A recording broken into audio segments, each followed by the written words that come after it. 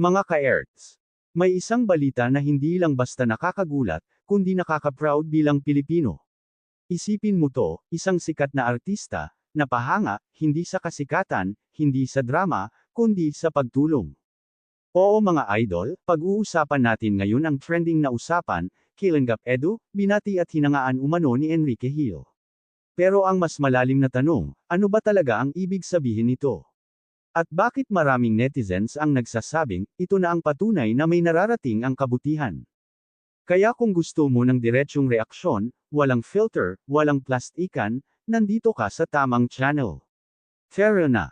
Mga ka-Erts, eto na, base sa lumabas na impormasyon, hindi pala ito tungkol sa kung anong collab o showbiz agenda, kundi isang bagay na mas mabigat pa doon, respeto. Kung ang dahilan kung bakit napahanga si Enrique Hill ay dahil sa ginagawa ni Kalinga Edu bilang charity vlogger, ibang level na yan. Kasi ibig sabihin, hindi lang entertainment ang napapansin, pati puso at malasakit. At doon ako mas napabilib. Sa dami ng content creators ngayon, aminin natin, maraming naghahabol ng views, ng clout, ng intriga. Pero sa gitna ng ingay na yan, may isang taong napansin dahil sa tahimik pero tuloy-tuloy na pagtulong. At yun si Edo. Kaya yung reaction niya na parang hindi makapaniwala. Totoong-totoo yan. Kasi hindi naman araw-araw may ganitong recognition, lalo na galing sa isang artista na may malaking pangalan. Parang sinasabi sa kanya, tama yung ginagawa mo. Nakikita ka. Pero mga ka-Erts, dito tayo mas lalalim. Hindi ito tungkol kay Enrique Hill bilang artista. Hindi rin ito tungkol sa pagiging viral. Ito ay tungkol sa epekto ng kabutihan. Kapag ang ginagawa mo ay totoo, kahit hindi mo hinahabol ang spotlight, kusa kang mapapansin. At si Edo, isa siya sa patunay na yan. Pero syempre, hindi mawawala ang kabilang side. May mga netizens na agad mag-iisip, baka for clout lang yan, o timing lang kasi may issue ang Kalinga. Alam nyo naman, mabilis maghusga ang social media. Pero minsan mga idol, hindi ba pwedeng tanggapin na may mga taong napapahanga lang talaga? Na kahit artista, marunong ding mag-appreciate ng kabutihan. Kasi kung totoo man ito, malaking bagay to hindi lang para kay Edo, kundi para sa buong Kalinga community. Ibig sabihin, yung ginagawa nila, umaabot sa mas mataas na level, hindi lang views, kundi respeto at inspirasyon. At tandaan nyo to mga ka-Erts, ang tunay na sukatan ng isang tao ay hindi kung gaano siya kasikat, kundi kung gaano karaming buhay ang natutulungan niya. Sa susunod na segment, himayin natin kung ano ang magiging epekto nito sa journey ni Edo. Ito na ba ang simula ng mas malaking oportunidad? O may paparating pang twist? Abangan nyo yan, dito lang sa Ka-Erts. Mga Ka-Erts, ngayon naman himayin natin, ano ba talaga ang epekto nito kay Kalinga Edo at sa buong Kalinga community? Kasi aminin natin, hindi biro na mapansin ng isang artista, lalo na kung ang dahilan ay charity work. Hindi ito yung tipong sumikat ka dahil sa isyo, kundi dahil sa kabutihan. At doon pa lang, panalo na. Pero eto na ang mas malalim na usapan. Kapag may ganitong klaseng recognition, automatic tataas ang expectations ng tao. Ibig sabihin, mas maraming mata ang utok kay Edo. Yung dating simpleng content lang para makatulong, ngayon, mas sisilipin na, mas huhusgahan, mas babantayan. At dito na pumapasok ang pressure. Mga ka-Erts, hindi lahat ng recognition ay puro saya lang. Minsan, kasama nito ang bigat ng responsibilidad. Kasi kapag napansin ka na ng mas malaking audience, kailangan mong panindigan kung sino ka at kung ano ang pinapakita mo. At sa case ni Edo, ang tanong, kaya ba niyang panindigan ang image na ito? Sa totoo lang, base sa mga nakikita natin sa kanya, consistent siya. Tahimik, hindi mahilig sa drama, at focus sa pagtulong. Pero alam naman natin, kapag lumaki na ang spotlight, may kasabay na bashers, may maghahanap ng mali, may maghihintay ng pagkakamali. At doon nagiging interesting ang sitwasyon. Kasi ngayon, hindi lang ito tungkol sa fans, kundi pati sa mga taong dati walang pakialam, ngayon biglang magiging mapanuri. Yung tipong bawat galaw, may meaning. Bawat salita, may interpretasyon. Pero eto ang gusto kong ipunto mga ka-Erts. Kung ang pundasyon mo ay totoo, kung ang ginagawa mo ay galing sa puso, kahit anong intriga, hindi ka basta matitinag. At yon ang advantage ni Edo. Hindi siya nagsimula sa kasikatan. Nagsimula siya sa pagtulong. Kaya kahit may dumating na recognition mula sa artista, hindi nito mababago yung core niya bilang tao, kung mananatili siyang grounded. Pero syempre, hindi rin natin maiiwasan ang tanong ng iba. Simula na ba ito ng mas malaking exposure? Posible bang mag-collab? O baka naman ito na yung turning point para mas makilala pa siya sa mainstream? Mga ka-erts, posible lahat yan. Sa mundo ngayon, isang mention lang ng isang artista, kayang magbukas ng maraming pinto. Sponsorships, partnerships, mas maraming supporters, lahat yan pwedeng sumunod. Pero eto ang pinaka-importante sa lahat. Sana, sa paglaki ng platform, hindi mawala ang tunay na dahilan kung bakit siya nagsimula. Kasi maraming kwento na ganyan, nagsimula sa mabuti, pero nawala sa direksyon dahil sa kasikatan. Kaya dito susubukan si Edo. At bilang viewers at supporters, may papel din tayo. Hindi lang tayo basta manunood, kundi magre-remind kung ano ang tama. Suporta kapag tama, pero handang magsalita kapag may mali. Kasi ang tunay na community, hindi bulag. Sa susunod na segment mga ka-erts, pag-uusapan natin ang reaksyon ng netizens. Sino ang natuwa? Sino ang nagduda? At ano ang mga lumalabas na opinyon na pwedeng makaapekto sa image ni Edo? Abangan nyo yan, kasi lalong iinit ang usapan. Mga ka-erts, eto na, ang pinakamaingay na parte, reaksyon ng netizens.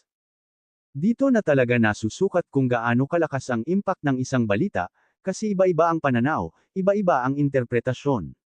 Unahin natin ang positive side. Maraming netizens ang talagang natuwa at na-inspire.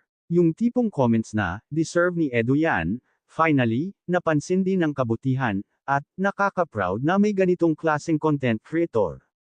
At totoo naman mga ka-erts, sa dami ng negativity online, parang refreshing makakita ng ganitong klaseng kwento, yung hindi away, hindi issue, kundi appreciation sa pagtulong.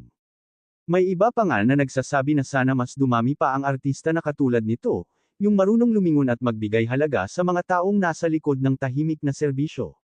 Pero syempre, hindi kumpleto ang social media kung walang duda at intriga. Eto na yung kabilang side. May mga nagsasabi na, sigurado ba kayong legit yan?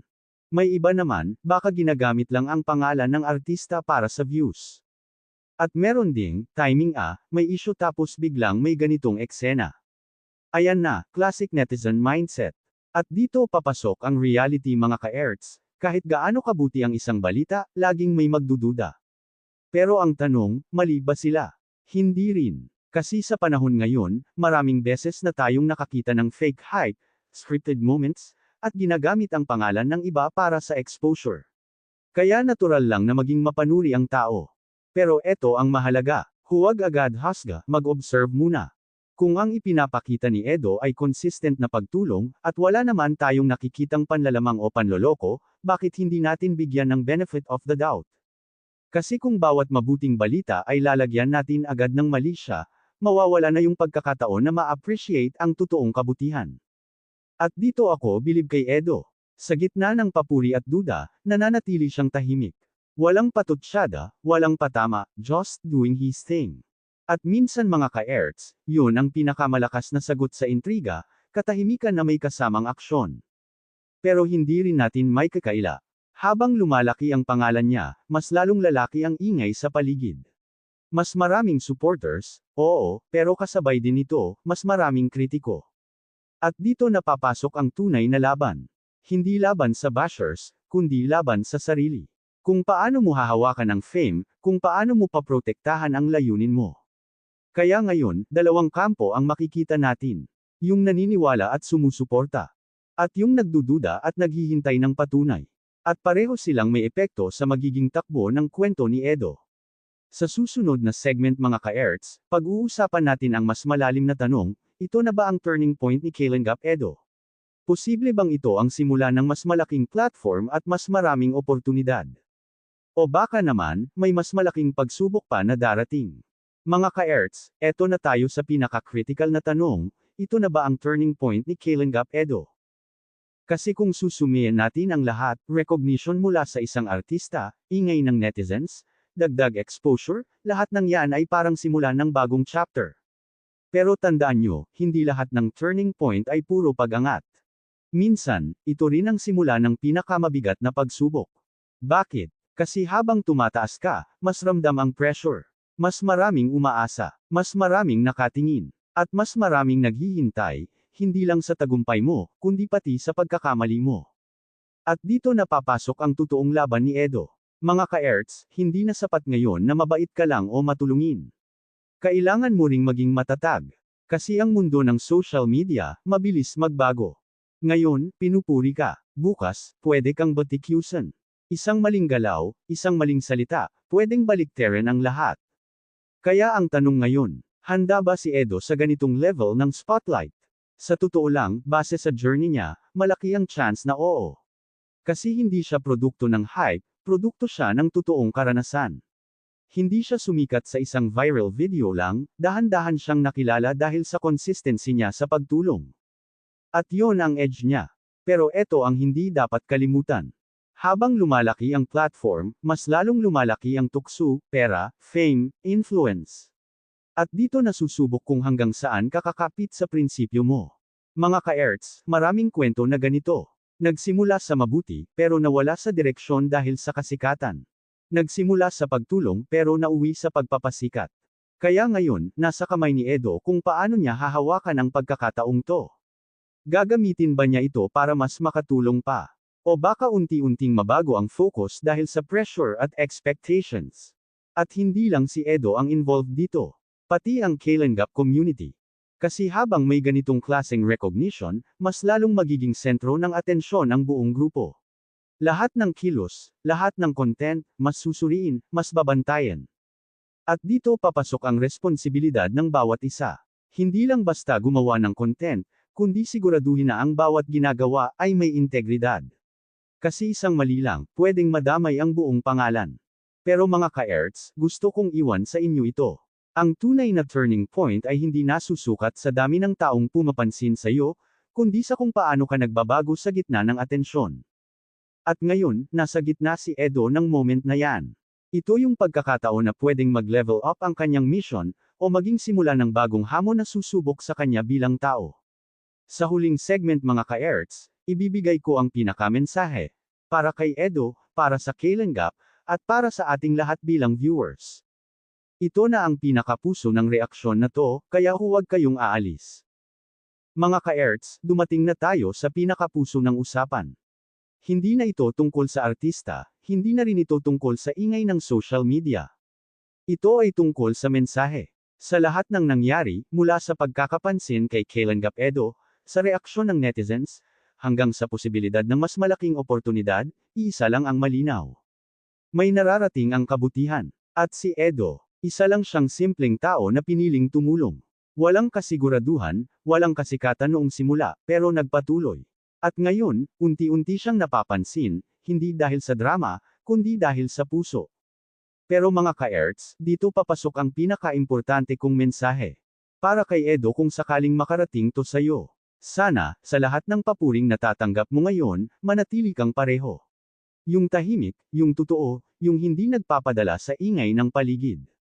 Kasi tandaan mo, hindi ka minahal ng tao dahil sa kasikatan mo, minahal ka nila dahil sa ginagawa mo.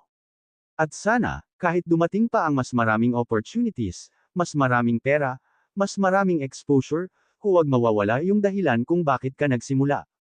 Para naman sa Kalenggap community, mga idol, ito na yung panahon na kailangan mas maging solid. Hindi yung nagkakanya-kanya, hindi yung nagpapadala sa intriga, kundi yung nagkakaisa para sa iisang layunin, ang makatulong. Kasi kung may isang mali, hindi lang isang tao ang maaapektuhan, pati ang buong pangalan. At para sa ating mga viewers, hindi lang tayo basta manunood. May responsibilidad din tayo. Suportahan kung tama, ay correct kung may mali, at higit sa lahat, huwag basta magpadala sa haka-haka. Kasi sa panahon ngayon, madaling gumawa ng kwento, pero mahirap panindigan ang katotohanan. Mga ka-Erts, ang kwentong ito ni Edo ay paalala sa atin lahat. Na hindi mo kailangan maging sikat para magkaroon ng impact. Hindi mo kailangan maging artista para mapansin. Minsan, sapat na yung pagiging totoo, at yung paggawa ng tama kahit walang nakakakita. At kapag dumating ang araw na mapansin ka, katulad ng nangyari kay Edo, hindi ka na magugulat, kasi alam mong pinaghirapan mo, at galing yun sa puso. Kaya sa huli mga ka-Erts, mas piliin nating maging mabuting tao, kaysa maging sikat lang. Kung nagustuhan nyo ang ganitong klaseng diretsyong reaksyon, walang plastikan, may puso, may katotohanan, huwag kalimutang i-like, i-share, at mag-subscribe sa Ka-Earth. Ako si Ka-Earth. At dito, hindi lang tayo nanunood, natututo tayo.